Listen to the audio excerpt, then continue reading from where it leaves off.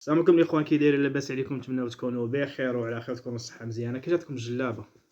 هذا الفيديو هذا النهار بالجلابه والشاشيه والمناظر. المهم راني دوله. يلا، عرفتوا الجلابه علاش بهذا الفيديو هذا اليوم ولا ما عرفتوش؟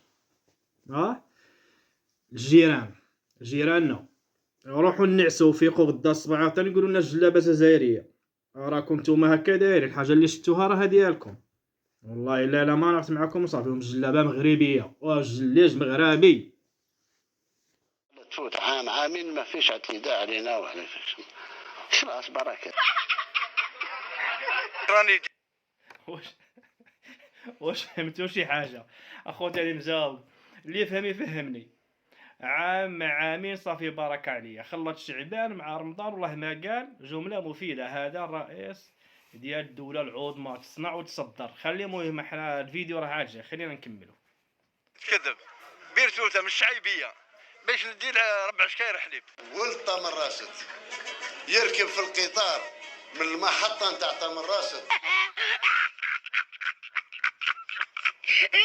بينهم يا مول الشعيبيه اللي يا باليمين وسمع كبار، يا ما يقعد واحد في لانجيري يدور. الحليب عندكم فيه مشكل. وتقول لنا عاد القطار، جيب لنا الحليب لشعبك وجيب لهم الزيت ونشوفوا معاك القطار. السي اعوذ بالله من الشيطان الرجيم. غادي نقولوا شي عجب. كمل، روح اسيدي روح. من جاء من دوائر وبلديات بعيدة العناصر الداخلية ولا كي جاية ما هاك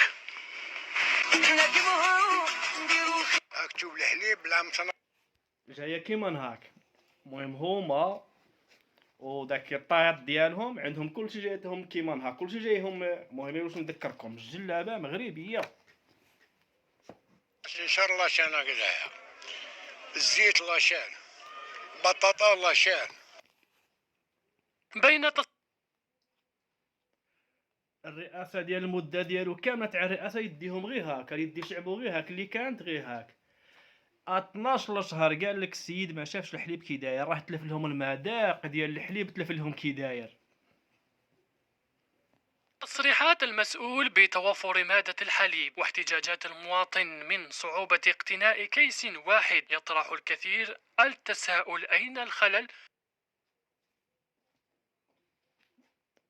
ها اللي قلت لكم، كل شيء باكر غير كيما هاك. غادي شتو، غادي يديكم يا ودي يا الشعب لانجيري، غادي يديكم رئيسكم طاط غير كيما هاك. حاجه وحده اللي نطلبها منكم يا ودي يا خوتي يا الجزائريين، عندكم 2 جور في الشهر 27 26 بعدوا تبون على الكاميرا راني مزاوق. المهم الاخوان ما كثروش عليكم، فيديو جديد ان شاء الله. ضحكنا شويه مع الخوت ومع جيراننا، فيديو يدخل جايين ان شاء الله. يلا تبقاو على خير، وفيديو جديد ان شاء الله. اريد الجليج مغربي، الجلابه مغربيه، السيطات خلينا ترونكيل.